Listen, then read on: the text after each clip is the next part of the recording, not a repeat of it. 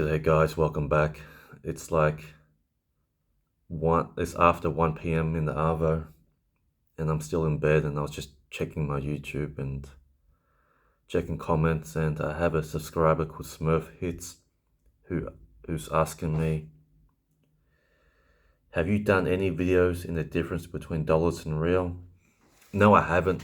I haven't done it. I just thought it was straightforward and most people would just understand it, but you know, Mr. Smurf Hits, you got me out of bed, I haven't even showered, and I'll just do a quick video for you because I'm a nice guy, and I'm just dedicated to my people. So you were asking me, what is the difference between dollars and real? And you were trying to figure it out after coming to Siem Reap. So I assume you are in Siem Reap now and you're still a little bit confused about the money. And you were asking that if you pay in Cambodian money, will it be cheaper? Do you save money and you're still confused? Okay, let me just tell you quickly. In general, $1 is 4,000 Cambodian reals. $1 is 4,000 reals. Officially, if you check the current currency conversion rate, $1 gets you 4,085 real. It doesn't make any difference. So the locals in general will round it off. If you use food apps like Food Panda ain't gonna charge you. Like if you buy, let's say you buy food on Food Panda and you get it delivered to your home and the food is $1, and then if you go to pay them 4,000, they're gonna ask you for the official rate. They're gonna, like, Food Panda will charge you 4,085 Cambodian real. But they're gonna round it up. They're gonna say like, oh, you know, it's 4,200, which is bullshit. But anyway, don't worry about that. That's just like 99.9% of the time, the local Khmer people, if the price is $1, they're gonna charge you 4,000 real. So yeah, it's pretty straightforward. I mean, the math is pretty easy. You know, so if something's $5, it's 20,000 reals. So 20,000 reals is this note, 20,000, which is like, no, it's back to front, but oh goodness. There you go. So if you let's say you go to a restaurant and you buy a meal, it's $5 in the menu, you just pay with this. Just pay with the 20,000. Or if you have $5, you could pay $5. But if you got, you know, 20,000, it's the same thing. The restaurant isn't gonna like do like, you know, 4,085. They're just gonna round it off to 4,000 because there's a whole lot. The whole country is just gonna round off 4,000 to $1. But like I said, some businesses, like some bus companies, gonna charge you, like, overcharge you. They're gonna charge you 4,200 real for $1. But and you're asking me, do you save money? You don't really save money paying Cambodian real. Like, technically you do. Like, for example, let's say you go to a restaurant and the meal is $50, and you think that, oh, if you pay in $50 worth of Cambodian money, do you save money? You are gonna save about 25 cents in paying in Cambodian money.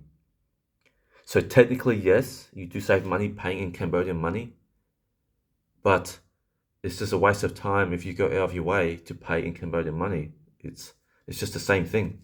Whether you pay in Cambodian money or US dollars, it's pretty much the same. Like I said, you could pay with a $50 note, or you could pay with $50 worth of Cambodian money, and all you're saving is about 25 cents.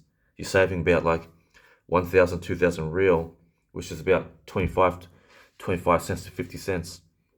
I mean, it's peanuts. Like, yeah, so So Mr. Smurf, I wouldn't worry too much about, like, you know, should you go out of your way to pay with Cambodian dollars.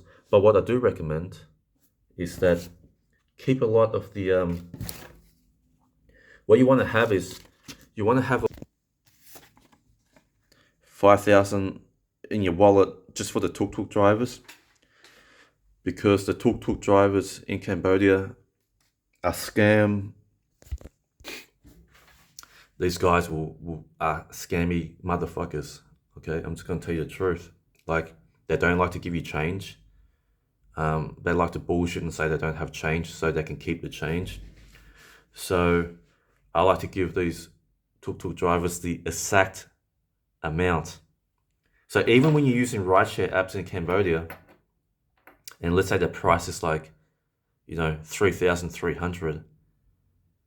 If you give them like 4,000, they're gonna keep the change.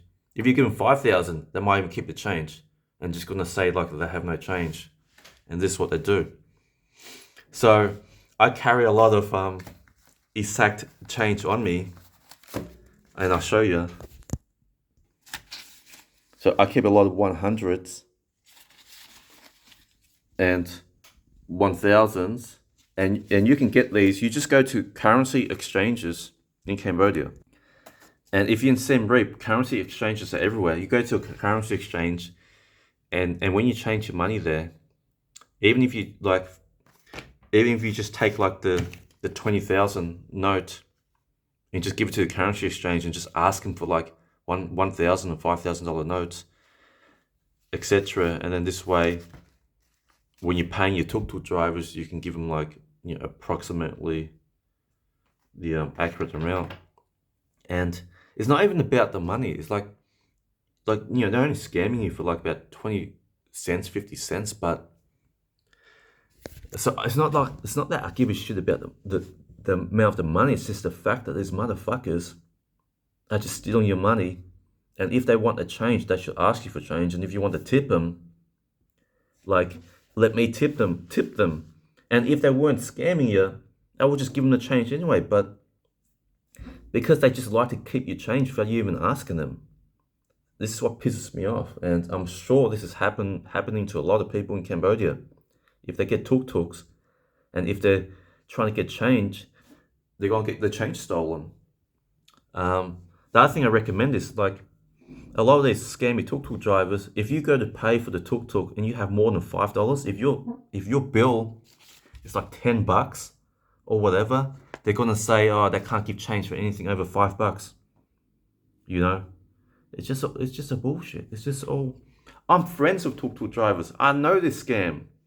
I know what's going on.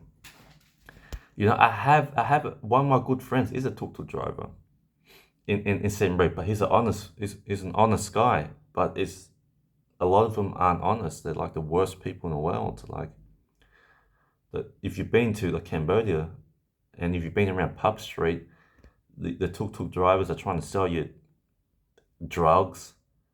They're trying to sell you like underage girls, like. So all the pedophiles are coming from the West, and like they're finding all the children through the tuk-tuk drivers. Tuk-tuk drivers trying to sell you all the drugs, everything. You can get everything from tuk-tuk drivers here. Like, you can get every drug. I've been offered every drug, everything. Like, you just use your imagination. You can get everything you want from these dodgy motherfucking tuk-tuk drivers. Like I said, not all of them are bad, but the bad ones are really, really horrible people. And I freaking hate them, to be honest. Like, some of them are alright people, but some of them horrible. But anyway, I've gone off on a tangent. So Mr. Smurf, I hope that helps. Like, Cambodia is a dual currency system, which is very strange that, like, what country like Cambodia officially uses another country's currency, which is so strange. But they're a dual currency system. And in the past year, the Cambodian government banned using US notes under $10. But most places still accept $5 US notes anyway. And yeah, so it's, you know, it's not that difficult to understand. I mean, if you need more clarification, just leave a comment and I'll try to clarify.